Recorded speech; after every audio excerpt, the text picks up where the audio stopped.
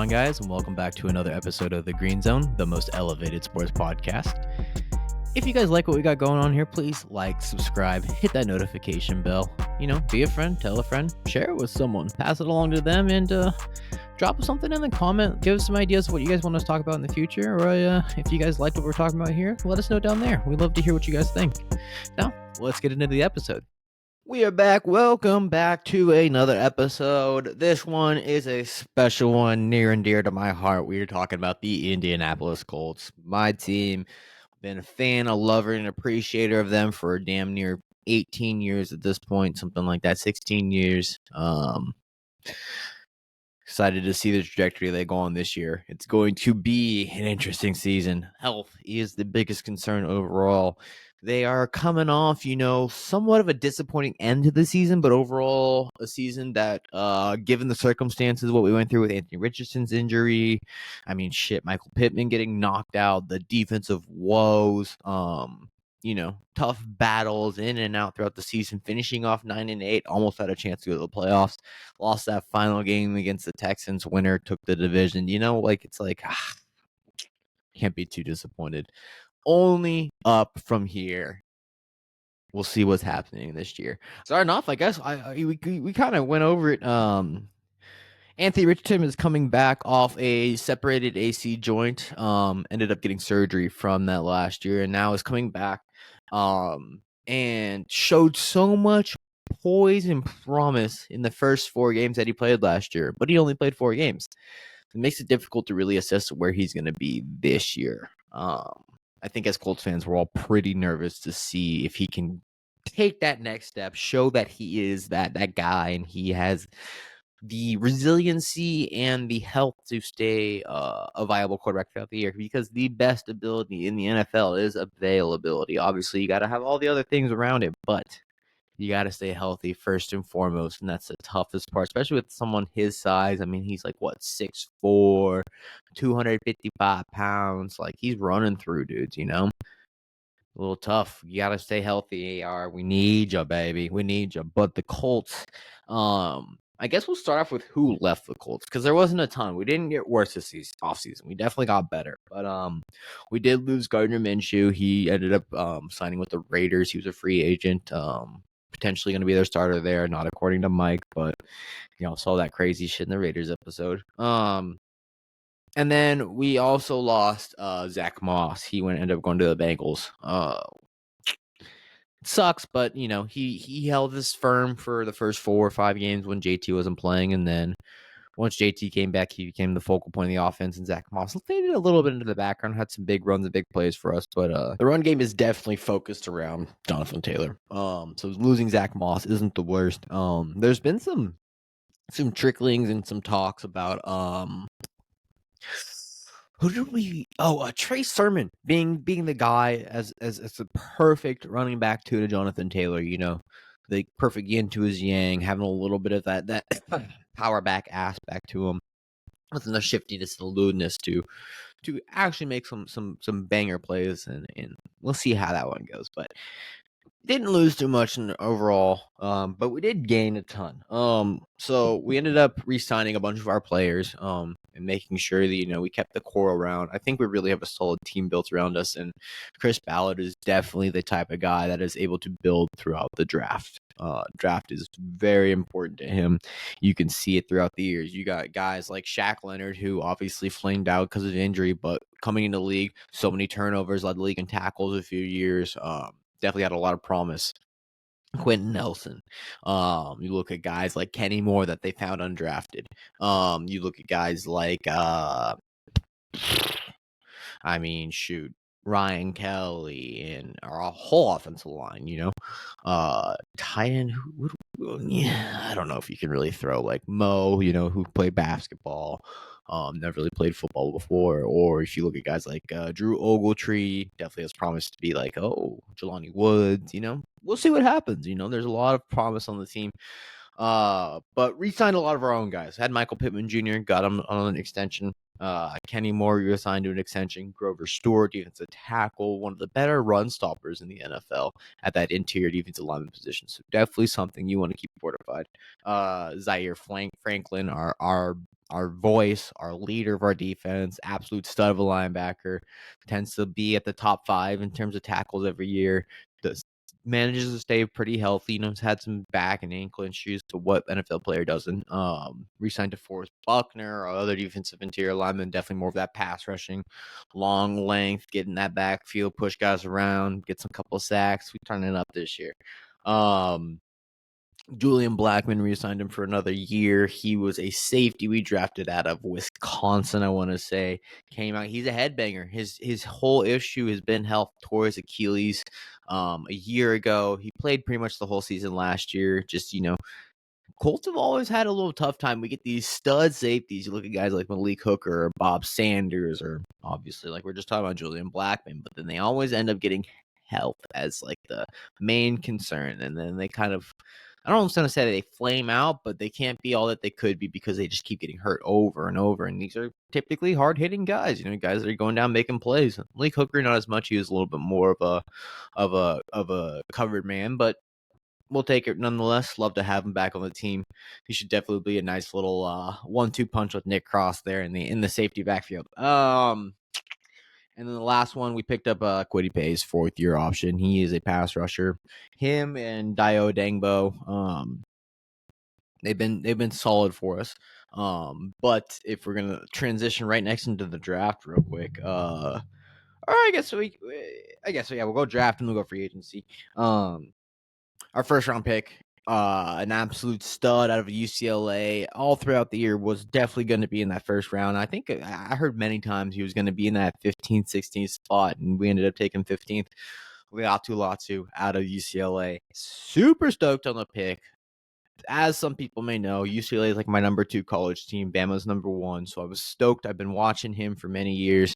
He's flamed out due to injury his first 2 years in college and is honestly medically retired because of a neck injury. But turned it around, found a way to get back on the field, and has been an absolute monster on the field. You hear it in almost every single podcast we talked about. I've talked about it 5 different times before. Health will be the biggest concern. Can this guy stay healthy? But if you watch his moves, he's so quick and sudden and just has this like Dwight Freeney-ish to him. Where he just is big but able to move so quickly. And can come in and make an immediate impact in our defensive line. Could also flame out, so we got to really watch him and see what happens. I think he has more upside than anything else. I don't really see him, being anything less than a starter by the halfway through the season if we keep the 2 guys we got going. But he'll definitely be a rotational player early on, and hopefully making a lot of plays for the Colts. I want him on the field for a long time. Second round pick, which I think was one of the best draft picks, one of the best steals in the whole NFL draft pick, and a whole NFL draft. We ended up picking Adonai Mitchell out of Texas. This dude was slept on. If we're being completely honest, him and Xavier Worthy, if you look at what they do and the skills that they have, the only reason why Xavier Worthy went above him was because he's faster. Xavier Worthy's just a speedster. But Adonai is a possession catcher. He's a deep threat. He runs like a 4.5 40, so he's not slow. Route running technician, big bodied guy. He's like the perfect guy to fit in that like wide receiver 2 spot, because we got Michael Pittman as the wide receiver 1. We got Josh Downs as our slot receiver. And then, we had Alec Pierce as that wide receiver 2, but he just hasn't really had that like step up. And we really just use him on go routes. He ran the most go routes in the NFL last year. So it's going to be nice to have this guy who can run all 9 routes on the route tree, even though there's more than 9 routes at this point. And can absolutely make some of the most incredible catches, is very good about, exposing the weakness in the defense, especially when they're playing zone, being able to, shake behind guys in man coverage and make a play, which will be awesome to see what he can do. I've been hearing a lot of great things out of training camp about him and only his upside and his potential. I think the Colts got a steal and draft, but that is Ballard's MO. Let me get as many steals as possible. Third round pick, we took Matt Gonzalez out of Pitt, an offensive tackle who has starting potential. Luckily, he has a chance to sit a little bit and learn a little bit about the NFL and how to play.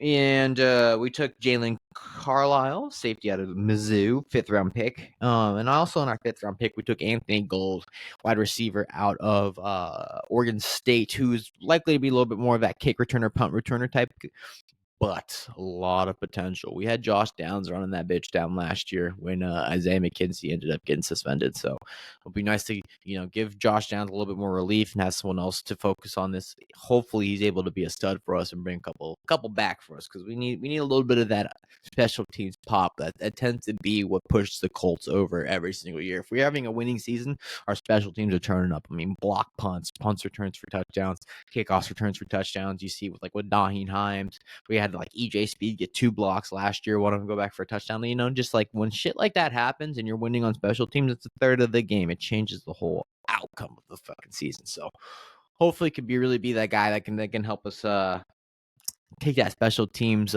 return game to the next level.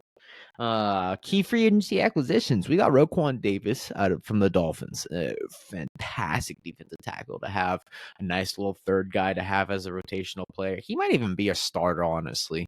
I could see it being like him and Grove if it's a rundown situation, him and Buck if it's a pass rush situation, because Grove's not as much of a pass rusher. So it's a great interior pickup for us.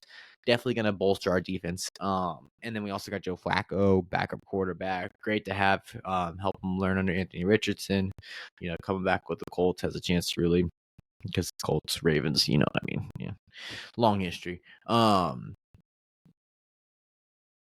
Definitely someone to learn, for Anthony Richardson to learn behind. We'll see what happens there. I think our only real, the only place we're really struggling at, this year is going to be our secondary. And then whether or not, Gus Bradley's it, that guy is not been the best defensive coordinator for us. Runs a constant Tampa 2, doesn't really adjust his defense. It's just doesn't like the blitz. It's like we're going to play our defense, we're going to play settled, and this is going to be, and it's like play in front of us, yada, yada, yada. Doesn't always work out. We'll see what happens. But I mean, shoot, dude, we have an absolute squad built around the Colts. There is the only thing that is going to bring us down. The only thing is going to be health. If we can stay healthy, the sky's the limit. I'm not saying Super Bowl. I'm not saying AFC Championship. Could we maybe get a division win? Maybe. That's where I think our ceiling is this year. If we go past that, we've broken all expectations for the year, and I'm totally stoked for it. I looked at the Colts schedule. I got them going about 11-6. We're probably going to split a lot of those division games. I could see us losing that first game to the Texans, but then coming back and an immediate win against the Packers. It's just kind of going to be, Colts are known for a slow start, but we'll see it happens. I think one of the main focal points of the Colts, ironically, is the head coach, and he's so slept on. And I don't understand why he doesn't get the recognition that he deserves. It's only been 1 year, but shit, this guy took Gardner Minshew and damn near took him to the playoffs. Shane Steichen is an absolute genius when it comes to not only offensive scheme, but just having a solid solid coaching presence to him, to where he seems like a veteran, and it's only his second year going into the NFL, or going into as a head coach in the NFL. He's been an offensive coordinator for the Eagles, for the Chargers. I've said it time and time again. I think he is the reason why we did so well last year, and I think he is the reason why Anthony Richardson is shown to have this much promise, because he is just a genius. He is absolutely going to be, granted he can get a Super Bowl or two, he's going to be in that conversation for the best head coach in the NFL. It's just no ifs, ands, or buts about it. He seems like he is the next guy. And if he stays with the Colts long term, the Colts are going to have many chances to go very far in the NFL. He is the key, man. I think even with Joe Flacco, we still could have a chance, just like the Browns did last year. It's that Kevin Stefanski type, but I think he's better.